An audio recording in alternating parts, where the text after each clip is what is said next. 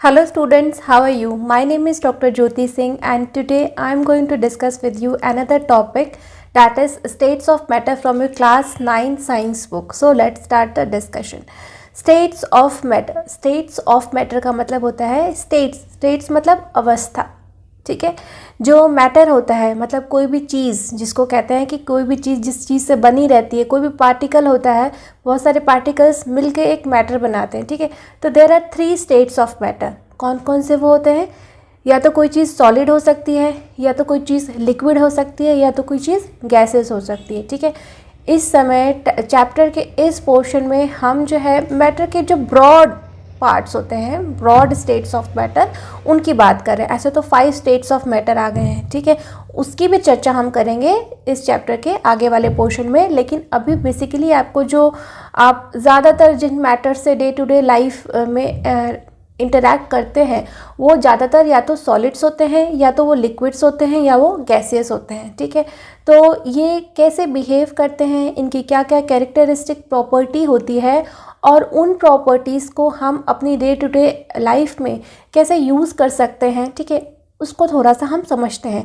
तो अगर बहुत सारे बच्चे कहेंगे इसको जानने की क्या ज़रूरत है कि कितने स्टेट्स ऑफ मैटर होते हैं, इससे हमारा क्या होगा, हमें क्या पता चल जाएगा, है ना। कई बार आप सोचते होंगे ना। तो इसको जानना इसलिए ज़रूरी है ताकि हम अपनी लाइफ को और बेटर बना सकें। अगर हम सॉलिड को जानेंगे, सॉलिड्स की प्रॉपर्टीज़ को जानेंगे, लिक्विड्स को जानेंगे, लिक्विड की प्रॉपर्टीज़ को जानेंगे, गैसेस को जानेंगे, उनकी प्रॉपर्टीज़ को जानेंगे, तो कई बार हमें जाने अनजाने में हम कुछ बहुत ब्लेंडर्स वाले डिसीजन ले लेते हैं, ठीक है। तो वो डिसीजंस हम या कुछ ऐसी बातें कर देते हैं जो कि बिल्कुल ही ब्लेंडर होता है ना। तो वो चीज़ें हम नहीं करेंगे। और अगर आप आगे की पढ़ाई करेंगे तो आपको बहुत सारी इस तरह की स्टडीज़ से आप आगे चल के आपको बहुत सारी हेल्प मिलेगी, ठीक है। और ऐसे भी डे टू डे लाइफ में भी हमको इन प्रॉपर्टीज़ को जानने से काफ़ी मदद मिलेगी, ठीक है। तो चलिए जल्दी से शुरू करते हैं, ठीक है। Observe different type of matter around you, what are its different states. तो आप अगल बगल, जैसे मैंने बताया, ज़्यादातर जो मैटर होता है या तो वो सॉलिड होगा, या तो लिक्विड होगा, या तो गैसियस होगा, ठीक है। We can see that matter around us exists in 3 different states, that is solid, liquid and gases, ठीक है। These states of matter arise due to variation in the characteristics of the particles of matter। जैसे हमने अभी इससे पहले के video में पढ़ा था characteristics of particles of matter, यानी मैटर जो है एक दूसरे को अट्रैक्ट करते हैं ना। Three characteristic properties of matter हमने पढ़ी थी, ठीक है। तो वो हमने कौन कौन सी पढ़ी थी? Particles of matter attract each other, fine. ये दूसरी प्रॉपर्टी थी, particles of matter have space between them, fine. और तीसरी प्रॉपर्टी हमने पढ़ी थी, particles of matter are continuously moving. तो ये सारी प्रॉपर्टीज़ होती हैं स्टेट्स ऑफ मैटर की, या तो वो लिक्विड हो, चाहे वो सॉलिड हो, चाहे वो गैसियस हो, ठीक है। तो इन्हीं प्रॉपर्टीज़ के वेरिएशन की वजह से ये जो स्टेट्स ऑफ मैटर हैं वो बने हैं, ठीक है। किसी प्रॉपर्टी में किसी, जैसे सॉलिड है, उसमें कोई कैरेक्टरिस्टिक ज़्यादा होगा, कोई कैरेक्टरिस्टिक नहीं होगा या कम होगा। वैसे लिक्विड्स में भी तो ये डिफरेंट कैरेक्टरिस्टिक्स जो होते हैं पार्टिकल्स के, उन्हीं की वजह से कोई चीज़ सॉलिड है, कोई लिक्विड है, कोई गैसेस है, ठीक है। सो इसीलिए लिखा है it is due to variation in the characteristics of particles of the matter, solid, liquid और गैसेस स्टेट्स बनते हैं, ठीक है। Now let us study about the properties of these 3 states of matter in detail. तो 1 by 1 हम सारे जो states हैं, सॉलिड, लिक्विड, गैसेस, इनकी प्रॉपर्टीज़ को स्टडी करेंगे कि कैसे हमने इनको सॉलिड्स की कैटेगरी में कुछ ऑब्जेक्ट्स को रख दिया, कुछ को लिक्विड में, कुछ को गैसेस में कैसे रखा है, ठीक है। क्या प्रॉपर्टीज़ को स्टडी किया हमने। तो सबसे पहले हम पढ़ते हैं द सॉलिड स्टेट को, ठीक है। तो इसको समझने के लिए सबसे पहले एज यूजुअल एक एक्टिविटी कराई गई है, ठीक है। एक्टिविटी का पर्पज़ यही है कि आपको चीज़ें बहुत बेहतर तरीके से करके समझ में आए, ठीक है। थ्योरेटिकली नहीं, प्रैक्टिकली समझ में आए। So collect the following articles, a pen, a book, a needle and a piece of wooden stick. तो ये जो आर्टिकल्स हैं, ये तो सब आपने देखे होंगे ना। मैं सिर्फ एक्सप्लेन कर रही हूँ, आप इमेजिन करते जाइएगा। इमेजिन तो कर ही सकते हैं आप, ठीक है। वैसे इन आर्टिकल्स को आपने कभी ना कभी तो यूज़ किया ही है, ठीक है। पेन यूज़ किया है, बुक से पढ़ाई करते हैं, नीडल सुई, जो सुई जैसे धागा सिलते हैं ना, वो वाली सुई, पीस ऑफ वुड, लकड़ी का टुकड़ा, टेबल, आप बैठे हुए टेबल के, ठीक है। Sketch the shape of the above articles in your notebook by moving a pencil around them. ऐसे मैं रख लूँगी कॉपी पे और इसके चारों तरफ पेंसिल, स्केल आती है ना, स्केल के अंदर 1 2 3 4 लिखा रहता है, ABCD, सब ने ये खेला है कि उसके ऊपर रख के पेंसिल से ऐसे ऐसे उसके चारों तरफ उसकी शेप ड्रॉ की है।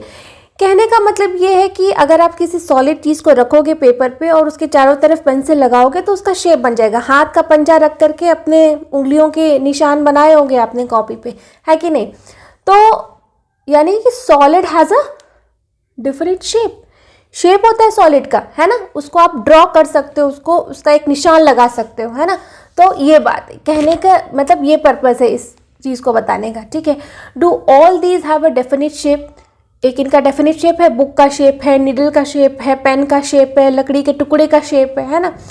So do all these have a definite shape, distinct boundaries and a fixed volume. तो इसका एक डेफिनिट शेप है, इसकी एक डिस्टिंक्ट बाउंड्री है और उसका एक फिक्स्ड वॉल्यूम है। वॉल्यूम मतलब इसके अंदर जैसे कोई कटोरी है, कटोरी का एक फिक्स वॉल्यूम है ना, उसके अंदर आधा लीटर दूध ही आ सकता है या आधा लीटर पानी, मतलब उसकी कैपेसिटी है, वॉल्यूम, ठीक है।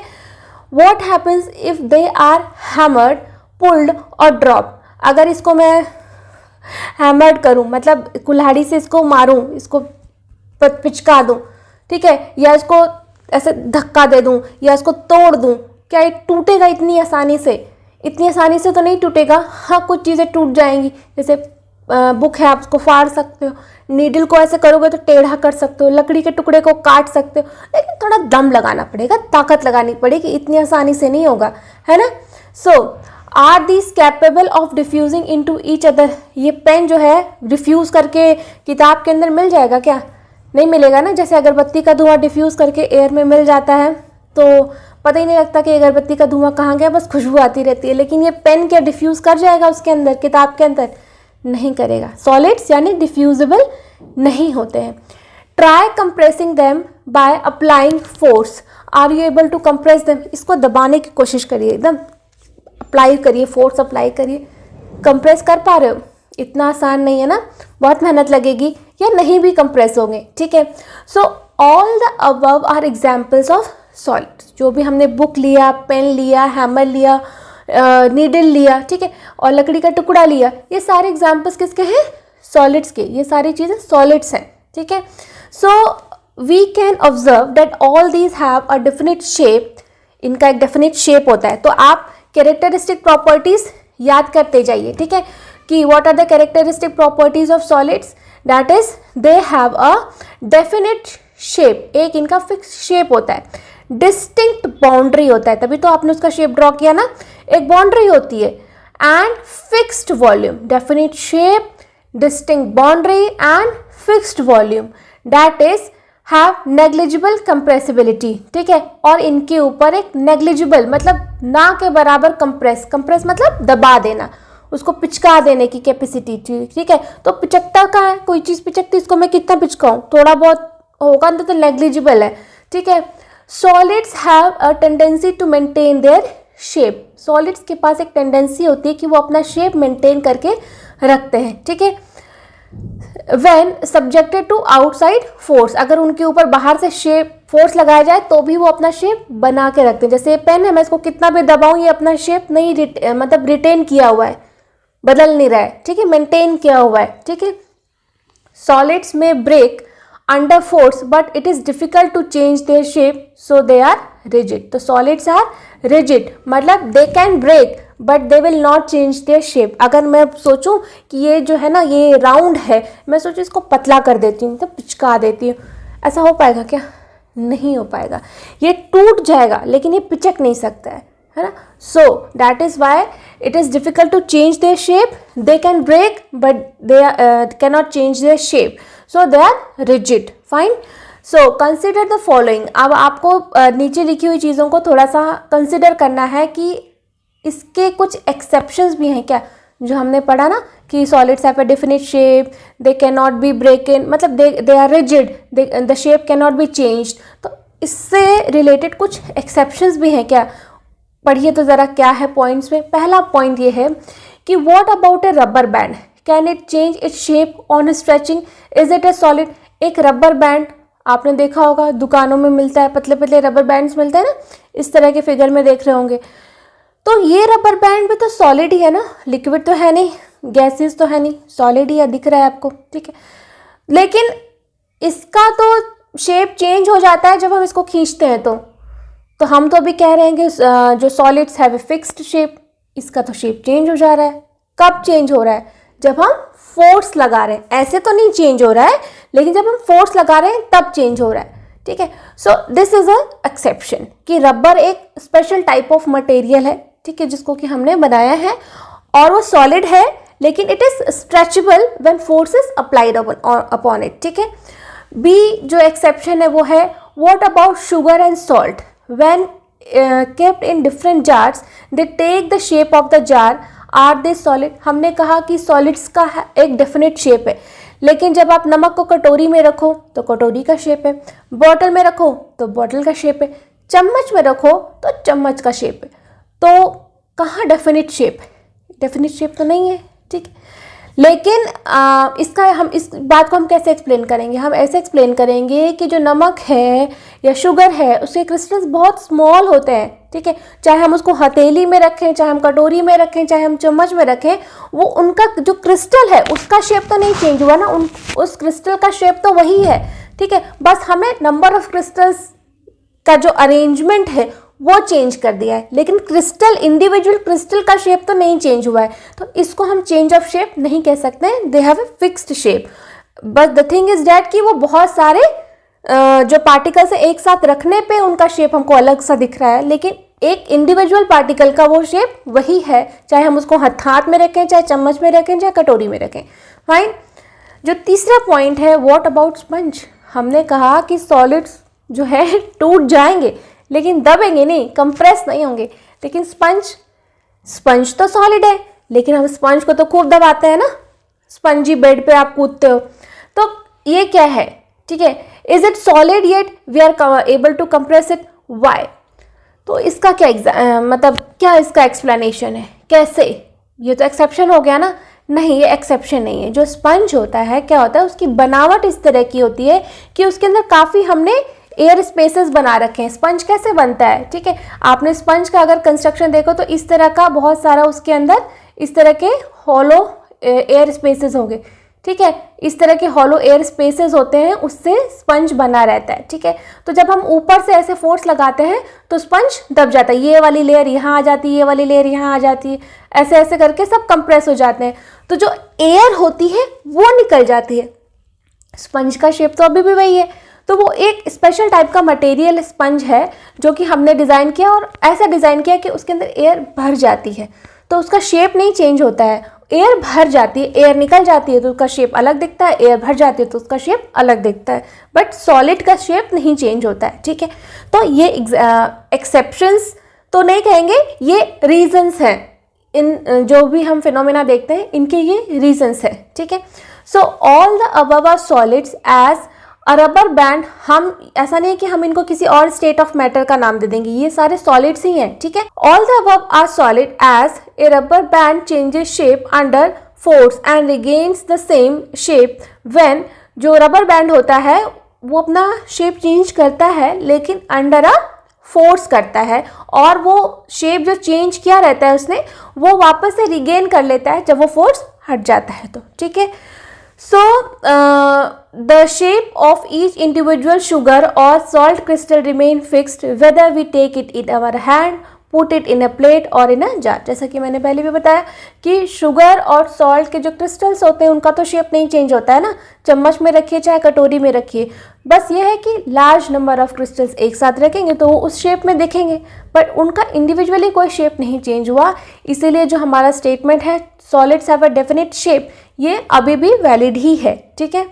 सो अब तीसरा पॉइंट वो है sponge has minute holes in which air is trapped, when we press it the air is expelled out and we are able to compress it. तो जैसे मैंने कहा कि स्पंज भी एक्सेप्शन नहीं है सॉलिड्स के डेफिनेशन का। जैसे हमने कहा कि solids are rigid, they can break but they will not change their shape, but sponge is हमें इस तरह से मिला कि वो एक्सेप्शन है, बट स्पंज भी एक्सेप्शन नहीं है। स्पंज का शेप ही वैसा है, ठीक है, जिसमें कि एयर भर जाती है, जब हम दबाते हैं तो एयर निकल जाती है और जब हम छोड़ देते तो एयर फिर से भर जाती है, इसलिए शेप तो उसका हम नहीं कहेंगे कि चेंज हुआ है, ठीक है। अब हम नेक्स्ट जो स्टेट है वो देखते हैं लिक्विड, द लिक्विड स्टेट। तो लिक्विड स्टेट को भी समझाने के लिए सबसे पहले एक एक्टिविटी की गई है। वो एक्टिविटी क्या है? Activity 1.10, collect the following. कुछ आपको कलेक्ट करने के लिए बोला गया है। क्या?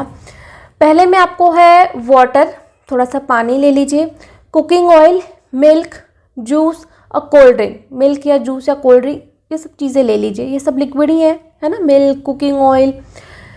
फिर क्या लेना है? Containers of different shapes, different shapes के कंटेनर ले लीजिए, जैसे कोई छोटी सी कटोरी ले लीजिए, कोई छोटा सा बॉटल ले लीजिए, कोई छोटा सा जो है अलग अलग शेप का जार ले लीजिए, ठीक है। कोई मतलब जैसे कोई पेन का ढक्कन ले लीजिए, मतलब अलग अलग शेप्स का जार ले लीजिए, ठीक है।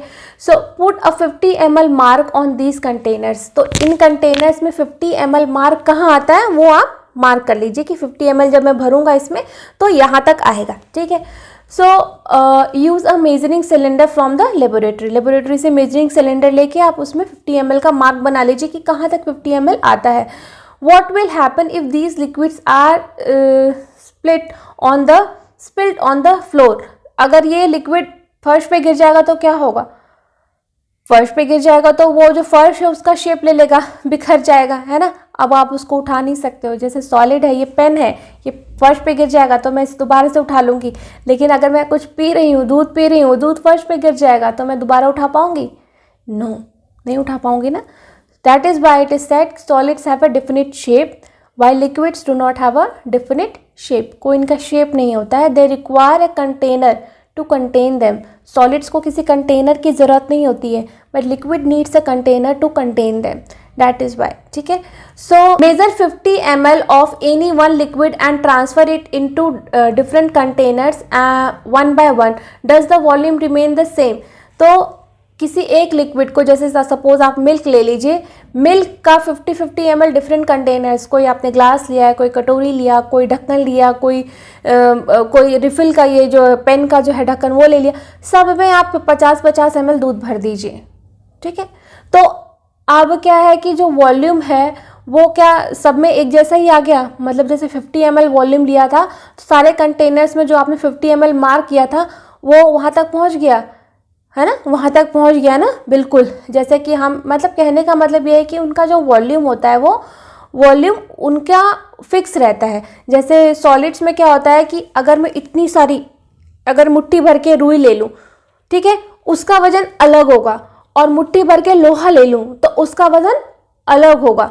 डेंसिटी बहुत मैटर करती है सॉलिड्स में, पर लिक्विड्स में उतना ज़्यादा नहीं इफेक्ट है, ठीक है। लिक्विड्स में डेंसिटी बहुत थोड़ा मोड़ा ही फर्क पड़ता है, ठीक है। तो does the shape of the liquid remain the same? तो जो लिक्विड का शेप है वो एक जैसा तो नहीं रहेगा ना, जिस कंटेनर में डालेंगे उसका शेप आ जाएगा, ठीक है। When you pour the liquid from one container into another does it flow easily?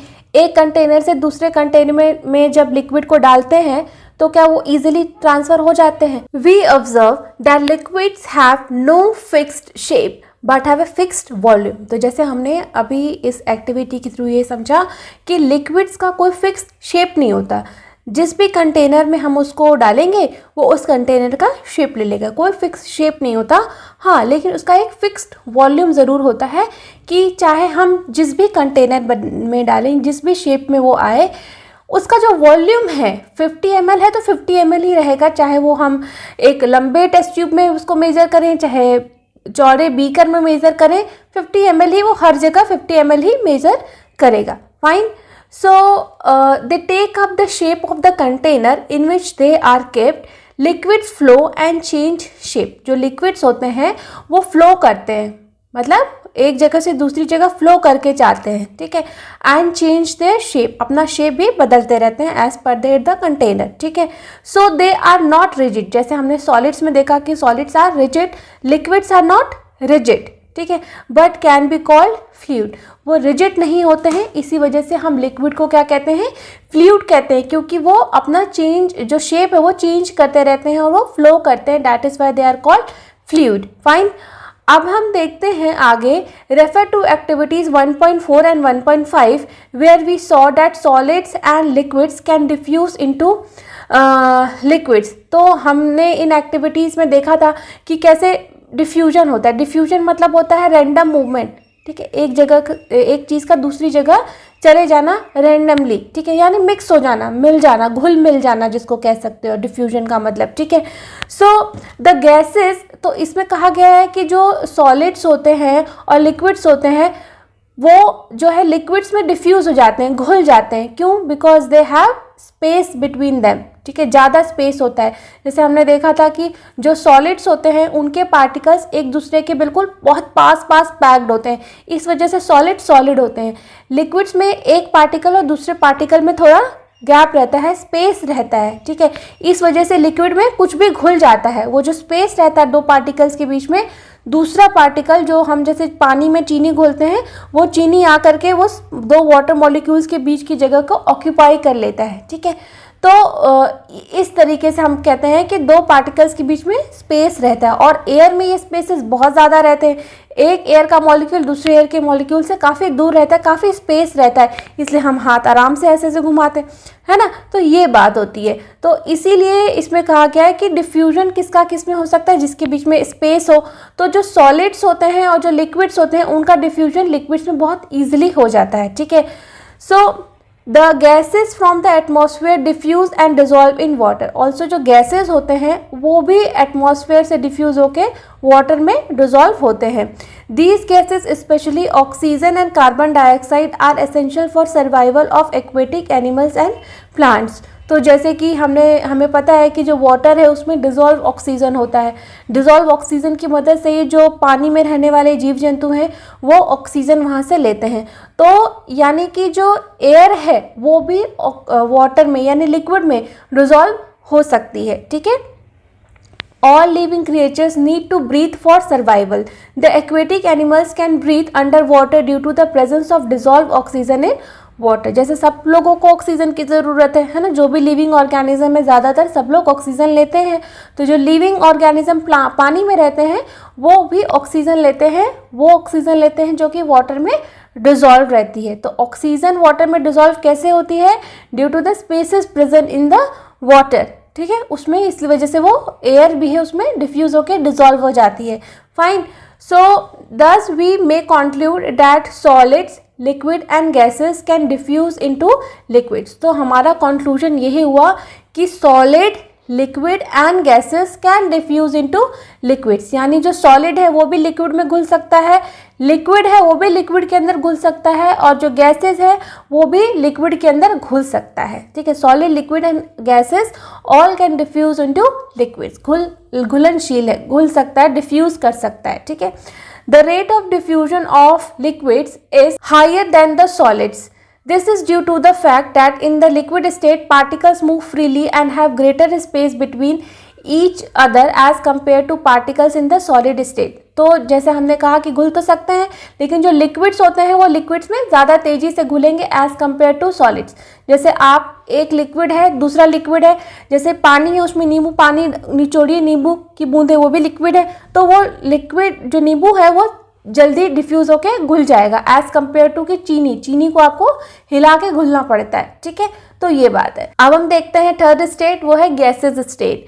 Have you ever observed a balloon seller filling a large number of balloons from a single cylinder of gas? Inquire from him how many balloons he is able to fill from one cylinder. Ask him which gas does he have in the cylinder. तो generally hydrogen gas जो है वो लेके भरते हैं balloons को, ठीक है, और एक छोटा सा सिलेंडर में से कितनी सारी गैस भरते हैं।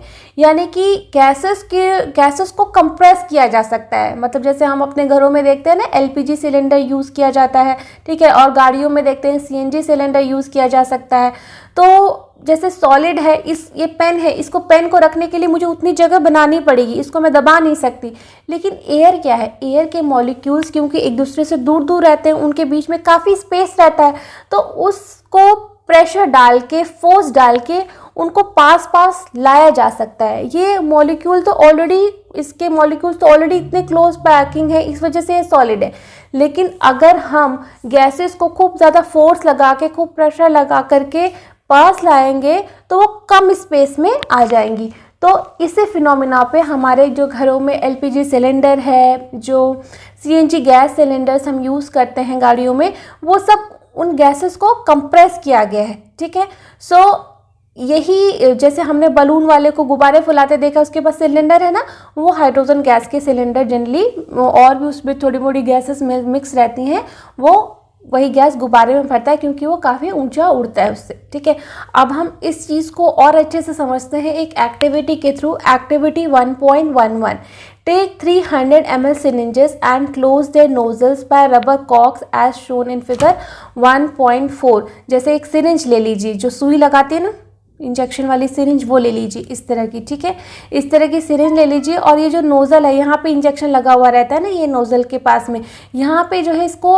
निकाल के उस पर एक रबर कॉर्क फिट कर दीजिए ताकि यहाँ से एयर वगैरह कुछ भी पास ना हो सके। ठीक है, अब क्या कीजिए, ये जो ऊपर वाला पोर्शन होता है, जो इंजेक्शन जब हम इंजेक्शन लगाते हैं तो पीछे जिस चीज़ को प्रेस करते हैं ना, वो ये है पिस्टन। ठीक है, इसको निकाल दीजिए। इसको निकाल करके क्या करना है आपको, आपने सिरिंजेस लिए थे, एक सिरिंज को कुछ मत करिए, एक सिरिंज में आप पानी भर दीजिए और एक सिरिंज में आप चॉक भर दीजिए, चॉक के टुकड़े भर दीजिए। ठीक है, फिर क्या करना है हमको, ठीक है, so leaving one syringe untouched, fill water in the second and pieces of chalk in the third.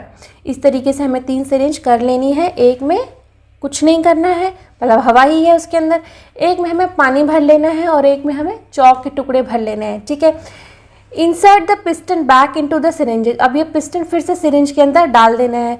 You may apply some Vaseline on the piston before inserting them into the syringes for the smooth movement. Vaseline लगाने से क्या है, जब एक दूसरे के ऊपर जब ये पिस्टन अंदर जाएगा तो रगड़ खाता है ना, तो और स्मूथली, मतलब किसी तरह की हम ये इंश्योर करें कि कोई और चीज़ तो नहीं रोक रही है मूवमेंट को, तो वो स्मूथ, मतलब वो एक हर्डल वो ना बने, इस वजह से वैसलीन लगाने के लिए कहा गया ताकि स्मूथ वो ऐसे ऐसे हिले। ठीक है, तो जब ये पिस्टन अंदर जाएगा तो आप देखोगे कि 3 आपके पास है। एक आपने गैस भर रखी है, उसमें कुछ भी भरा नहीं है, अंदर गैस बनी है एटमॉस्फेयर की, उसको जब दबाओगे तो आराम से सिरिंज आप ऐसे ऐसे दबा दोगे। फिर जो वाटर है उसमें थोड़ा आपको जोर लगाना पड़ेगा। ठीक है, फिर जो चॉक जिसमें भर रखे उसमें तो बहुत जोर लगाना पड़ेगा, तब वो जाके थोड़ी बहुत आगे खिसकेगी, नहीं तो नहीं खिसकेगी, है ना। तो इससे क्या आपको कंक्लूजन पता चलता है। ठीक है, now try to compress the content by pushing the piston in each syringe. इसी पिस्टन को पुश करना है। ठीक है, what do you observe, in which case was the piston easily pushed in, what do you infer from your observation. आपने अपनी इस observation से क्या इन्फरेंस निकाला, क्या कंक्लूजन निकाला, क्या सीखा। ठीक है, सो अब हम इसको डिस्कस करते हैं। We have observe that gases are highly compressible as compare to solids and liquids. तो हमें ये अनुभव हुआ कि जो गैसेज हैं वो दे आर हाईली उनको हम आसानी से दबा सकते हैं। क्यों? क्योंकि उनके बीच में काफ़ी स्पेसेस होते हैं already, as compare to liquids. Liquids को हम उतना नहीं दबा सकते हैं और सॉलिड्स को तो बहुत ही कम दबा सकते हैं ना। दबा करके मैं इसको कहीं फिट करना चाहूँ तो नहीं फिट कर सकती हूँ, लेकिन लिक्विड्स को कर सकती हूँ थोड़ा बहुत, गैसेस को कर सकती हूँ। ठीक है, तो यानी कि हमारा इस एक्सपेरिमेंट से यही कंक्लूजन निकला कि gases are highly compressible. Compress मतलब दबाना, हम उसको बहुत ज़्यादा वॉल्यूम से दबा सकते हैं। ठीक है, so the liquefied petroleum gas LPG, जिसको कहते हैं लिक्विफाइड पेट्रोलियम गैस यानी LPG cylinder that we get in our homes for cooking और the oxygen supplied to hospitals in cylinders is compressed gas. जो हम घरों में LPG यूज़ करते हैं या जो हम ऑक्सीजन सिलेंडर, जो पेशेंट्स के लिए ऑक्सीजन सिलेंडर्स आते हैं ना, उसके अंदर जो गैस भरी रहती है उसको बहुत कंप्रेस, मतलब हाई प्रेशर पे कंप्रेस किया हुआ रहता है। अच्छी मेटल का कंटेनर यूज़ किया रहता है ताकि वो फट ना जाए। तो वो गैस को कंप्रेस करके उसके अंदर भरा जाता है ताकि बहुत ज़्यादा अमाउंट की वॉल्यूम की गैस उसके अंदर आ जाए। ठीक है, कंप्रेस्ड नेचुरल गैस CNG, ठीक है, is used as fuel these days in vehicles. तो कंप्रेस्ड नेचुरल गैस को भी हम व्हीकल्स में यूज़ करते हैं because it is a cleaner fuel, इससे बहुत कम पोल्यूशन होता है। ठीक है, तो वो भी एक कंप्रेस्ड गैस को ही कंप्रेस किया जाता है, सिलेंडर्स में भरा जाता है, ठीक है। Due to its high compressibility large volumes of gas can be compressed into smaller cylinder and transported easily. तो कंप्रेसिबिलिटी से क्या फ़ायदा हुआ कि लार्ज वॉल्यूम ऑफ गैस को कंप्रेस करके छोटे से सिलेंडर में भरा जा सकता है, जिसको कि ट्रांसपोर्ट आराम से किया जा सकता है ना। ये इतना भारी भी नहीं होता है और इसको आराम से ट्रांसपोर्ट किया जा सकता है बिना किसी रिस्क के, ठीक है। So we come to know of what is being cooked in the kitchen without even entering there by the smell that reaches our nostrils. How does this smell reach us? तो कई बार हमने देखा है कि घर में खाना बन रहा होता है और हम अपने कमरे में बैठ के पढ़ाई कर रहे होते हैं, ठीक है। पढ़ते पढ़ते अचानक से नाक में खुशबू जाती है, अरे मैगी बन रही है ना, या चाय बन रही है, या कुछ जो है बहुत अच्छी सब्जी बन रही है ना। तो कैसे पता चल जाता है आपको, आपकी नाक को कैसे पता चल जाता है कि क्या बन रहा है, और आप गैस भी कर लेते हो कि अरे बहुत अच्छी खुशबू आ रही है, लग रहा है किसी के घर में आलू के पराठे बन रहे हैं, आलू के पराठे की खुशबू आ रही है। कैसे पता चलता है? तो एयर जो है वो हर जगह मूव करती रहती है, पक्का एयर ही है कुछ इसमें जो वो खुशबू जो है, खुशबू को अपने साथ उड़ा करके आपकी नाक तक लेके आती है और आपको पता चल जाता है कि क्या बन रहा है, ठीक है। Now how does this smell reach us? The particles of the aroma मतलब खुशबू, स्वीट स्मेल, ठीक है। The particles of the aroma of food mix with the particles of air spread from the kitchen reach us and even farther away. तो जो particles होते हैं खुशबू के, खाने के, जो भाप निकलती है ना खानों में से, वो एयर के साथ मिक्स होकर के आपके नाक तक पहुंचती है और आपको पता चल जाता है कि घर में क्या बन रहा है, ठीक है। और केवल आपके घर में नहीं, कई बार आपके पड़ोसी के घर में भी पहुंच जाती है कि नहीं, ठीक है। The smell of hot cooked food reaches us in seconds, compare this with the rate of diffusion of solids and liquids. तो जो गर्म खाना होता है उसी की खुशबू आती है, कभी ठंडे खाने की खुशबू नहीं आती है, क्योंकि जो गर्म खाना होता है उसके साथ बहुत सारे वेपर्स निकलते हैं और वो वेपर्स एयर के साथ मिक्स होके दूर दूर तक जाते हैं और हमको खुशबू आती रहती है। उसके घर में चिकन बन रहा है, उसके घर में फिश बन रही है कि नहीं, है ना। तो आपने देखा कि गैसेज जो है डिफ्यूजन के थ्रू कहीं कहीं पहुंच जाती हैं, लेकिन जो है जो सॉलिड्स हैं वो कहीं नहीं पहुंचते, डिफ्यूज नहीं कर सकते। लिक्विड्स जो है वो डिफ्यूज नहीं कर सकते। किसी के घर में अगर कोई शरबत बना रहा है तो आपको खुशबू आती है क्या? नहीं आती ना, तो वो डिफ्यूजन नहीं कर सकते हैं। सो the smell of hot cooked food reaches us in seconds. Compare this with the rate of diffusion of solids and liquids. Due to high speed of particles and large spaces between them, gases show the property of diffusing very fast into other gases. तो क्योंकि air जो gases होती है उनके बीच में काफ़ी space होता है, इसलिए वजह से उनका जो डिफ्यूजन का रेट है एज़ कम्पेयर टू सॉलिड्स और लिक्विड काफ़ी हाई रहता है, ठीक है। क्योंकि उनके बीच में जो दो एयर मॉलिक्यूल्स हैं उनके बीच में काफ़ी स्पेसेस रहते हैं, इस वजह से वो बहुत हाई रेट से डिफ्यूज़ करते हैं। So in the gaseous state the particles move about randomly at high speed. Gaseous जो स्टेट होता है उसमें पार्टिकल्स एक जगह से दूसरी जगह बहुत हाई स्पीड से मूव करता है एज कम्पेयर टू सॉलिड्स और लिक्विड्स।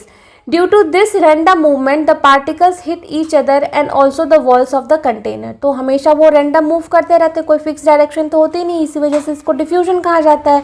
तो गैसेज जो है हमेशा मूव करते रहते हैं, तो वो एक जो उनकी मूवमेंट है उसी मूवमेंट की वजह से वो जो कंटेनर है जिसके अंदर हम उनको रखते हैं उसके ऊपर भी एक फोर्स एक्सर्ट करते हैं। The pressure exerted by the gas is because of this force exerted by gas particles per unit area on the walls of the container. इसीलिए जो गैसेस हैं उनको जब हम कंप्रेस करते हैं तो ऐसा कंटेनर लेते हैं जिसकी स्ट्रेंथ हो काफ़ी, क्योंकि ये गैसेस जो रैंडम मोशन की वजह से उस कंटेनर पे भी काफ़ी प्रेशर एक्सर्ट करती हैं, जिसकी की वजह से उस पर काफ़ी फोर्स लगता है, तो उसका मजबूत होना भी काफ़ी ज़रूरी है, ठीक है। जैसे यहाँ आप फिगर में देख सकते हैं सॉलिड्स हैं, उनके जो मॉलिक्यूल्स हैं, उनके जो पार्टिकल्स हैं, उनका अरेंजमेंट काफ़ी पास में है, ठीक है। और लिक्विड्स हैं एज़ कम्पेयर टू सॉलिड्स, उनका अरेंजमेंट थोड़ा दूर है, पार्टिकल्स के बीच में काफ़ी डिफरेंस है, डिस्टेंस है, जगह है, स्पेस है, ठीक है। और वहीं गैसेस में अगर हम देखें तो गैसेस के पार्टिकल्स बहुत दूर है, एक इतने से एरिया में केवल 4-5 पार्टिकल्स ही आ रहे हैं। तो इस तरीके से यहाँ पे दिखाया गया है कि कैसे जो है पार्टिकल्स का अरेंजमेंट होता है सॉलिड्स, लिक्विड्स और गैसेस में। सॉलिड्स में बहुत क्लोज पैकिंग होती है, लिक्विड्स में थोड़ी लूज और गैसेस में बहुत ही लूज होती है, वो बहुत ही डिस्टेंस पे रहते हैं। ठीक है, सो आई होप कि आपको ये टॉपिक अच्छे से समझ में आया होगा। And still if you have any doubts then you can write in the comment section, I will surely reply. Thank you.